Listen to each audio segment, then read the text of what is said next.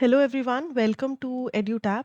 This is CHAP 10-minute a day series of Indian economy and Indian financial systems. आज हम करने वाले हैं मॉड्यूल बी के चैप्टर 17 का एक बहुत ही important topic that is liquidity adjustment facility. Before we move ahead, I would like to tell you that previous year questions जो हैं they play a very important role while you are preparing for any examination क्योंकि वो आपको depth समझने में बहुत help करते हैं. कौन से टॉपिक इंपॉर्टेंट्स हैं, कितनी फ्रीक्वेंसी में आप वो क्वेश्चंस एक्सपेक्ट कर सकते हो, और उसके लिए we have a document for you that you can access from the link given in the description. उसमें आपको PYQs के साथ साथ most important topics and most important MCQs जो हैं वो मिल जाएंगे जैप के. And trust me, it will help you a lot to prepare for your exam and give you a direction basically. तो चलिए स्टार्ट करते हैं. Liquidity adjustment facility. तो हम कर रहे थे टूल्स ऑफ मॉनेटरी पॉलिसी. हम cash reserve ratio and statutory liquidity ratio already कर चुके हैं. तो आज हम बात करेंगे लिक्विडिटी एडजस्टमेंट फैसिलिटी की. इसमें marginal standing facility, repo rate and standing deposit facility आ जाएगा. रेपो रेट के under tri party repos, long term repo rates and targeted या स्पेशल LTROs आते हैं, उनके बारे में भी हम थोड़ी सी बात करेंगे. Okay, so what is marginal standing facility? First of all इन तीनों को हम साइमल्टेनियसली पढ़ेंगे to understand it better. We will start with repo rates. क्या होते हैं रेपो रेट? बैंक्स जो हैं जैसे कि SBI, ICICI, वॉट एवर, कोई भी commercial bank, scheduled commercial banks RBI से हेल्प ले सकते हैं. किस चीज़ में? लोन्स लेने में. क्योंकि बैंक्स को भी तो हो सकता है कभी कभार पैसे की ज़रूरत पड़े. जैसे हमें ज़रूरत पड़ती है, we go to banks.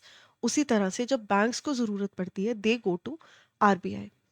RBI जो है उनको लोन्स प्रोवाइड करता है, लेकिन किस बेसिस पे करेगा? जब आप किसी को लोन देते हो, आप कुछ गिरवी रखते हो. उसी तरह से RBI बोलते हैं कि ठीक है भाई, तुम गिरवी रखो कोलेटरल, एज कोलेटरल अपनी सिक्योरिटीज, अपने कोई एसेट, अपनी कोई सिक्योरिटीज. और एक पर्टिकुलर रेट ऑफ इंटरेस्ट है जो कि बैंक्स को RBI को पे करना पड़ता है. कब? जब वो लोन्स लेते हैं RBI से. तो that rate is called repo rate. I hope this thing is very clear. When banks takes loan from RBI, तो जिस रेट पर वो लोन मिलता है that is called repo rate. इसके बदले, इस लोन के बदले कोलेट्रल उनको रखनी पड़ती है, और इसीलिए इसे कोलेट्रलाइज्ड लेंडिंग कहा जाता है, रेपो रेट को. ठीक है जी. कौन करता है? बैंक्स करते हैं या प्राइमरी डीलर्स करते हैं RBI से. और ये शॉर्ट टर्म होती है, लॉन्ग टर्म के लिए नहीं होती, शॉर्ट टर्म के लिए होती है. ON is what? Overnight.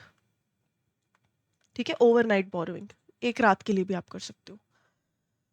Similarly marginal standing facility एक इमरजेंसी. अब यहाँ पर ना एक एक मैं इनको स्पेशल वर्ड दूंगी, वो आप याद रख सकते हो.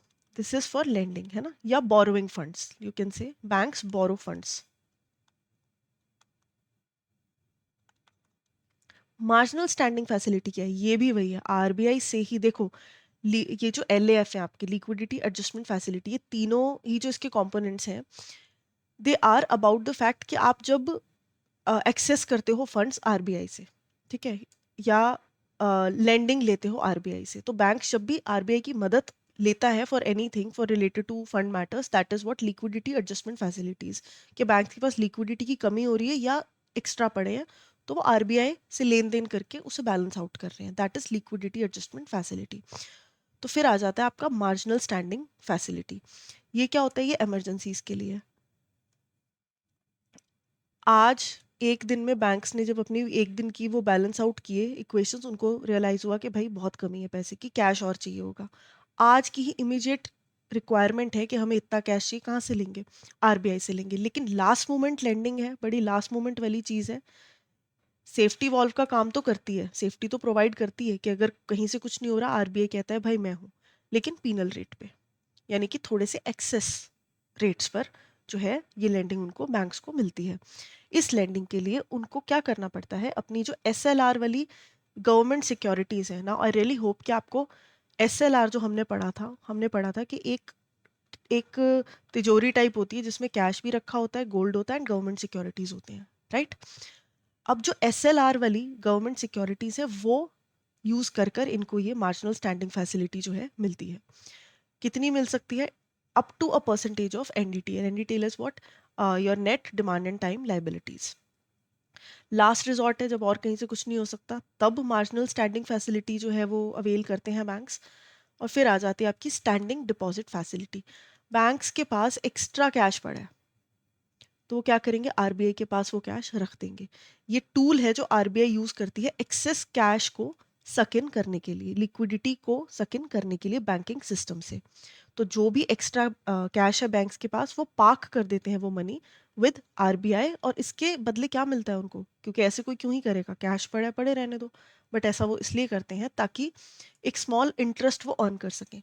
तो बैंक जब स्मॉल इंटरेस्ट के लिए आरबीआई के पास कुछ फंड्स रखते हैं, that is called standing deposit facility. तो लिक्विडिटी सक इन हो जाएगी ना, अगर बहुत कैश घूम रहा है इकोनॉमी में, बैंक्स के पास बहुत ज़्यादा कैश पड़ा है, वो बहुत फ्री हैंड से लेंडिंग कर रहे हैं, आरबीआई को चाहिए कि भाई यहाँ पर अब रुक जाओ, है ना, इससे ज़्यादा कैश और सप्लाई नहीं होना चाहिए। तो क्या होगा, स्टैंडिंग डिपॉजिट फैसिलिटी में जो है, दे विल आस्क बैंक्स कि भाई तुम अपना पैसा हमें डिपॉजिट करो, we will give you interest for that. ठीक है जी। शॉर्ट टर्म बोरोइंग है ये भी, and overnight facilities available. Part of LAF, अभी पार्ट ऑफ एलएएफ तो तीनों है, लेकिन जो मार्जिनल स्टैंडिंग फैसिलिटी है वो सबसे हाईएस्ट रेट जो है आपको उसमें मिलेगा। रेपो रेट जो है वो सेंटर ऑफ एलएएफ होता है, और फ्लोर ऑफ एलएएफ मतलब सबसे जो कम रेट है तीनों के कंपैरेटिवली, वो स्टैंडिंग डिपॉजिट फैसिलिटी में होगा। कोलेटरल जाता है, बिल्कुल जाता है तीनों में, नहीं तीनों में नहीं जाता है, दो में जाता है। इसमें गवर्नमेंट सिक्योरिटीज जाती हैं, कौन से वाली, आपकी एसएलआर वाली। ठीक है। रेपो रेट्स में जो भी बैंक की सिक्योरिटीज है वो जाती हैं, कुछ भी गिरवी आप रख सकते हो, लेकिन गिरवी रखना है आपको। और तीन जो होते हैं अलग अलग तरीके के टाइप्स ऑफ रेपो रेट्स, उसमें ट्राई पार्टी रेपोज आ जाता है, जो कि दो बैंक्स एंड आरबीआई के अलावा एक इंटरमीडिएटरी भी इन्वॉल्व होता है। टर्म रेपो आ जाता है, जो कि 7 दिन, 14 दिन, 28 डेज, स्पेसिफिक टाइम स्पेसिफिक जो होता है। Long term repos up to 3 साल के हो सकते हैं, इसमें टारगेटेड भी आते हैं एंड स्पेशल भी आते हैं।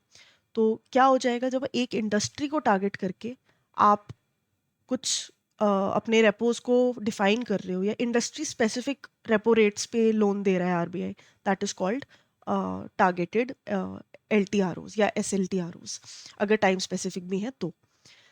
स्टैंडिंग डिपॉजिट फैसिलिटी में क्या कोई कोलेटरल चाहिए, नहीं, पैसे जमा करने हैं तो कोलेटरल क्यों चाहिए होगा, नहीं चाहिए।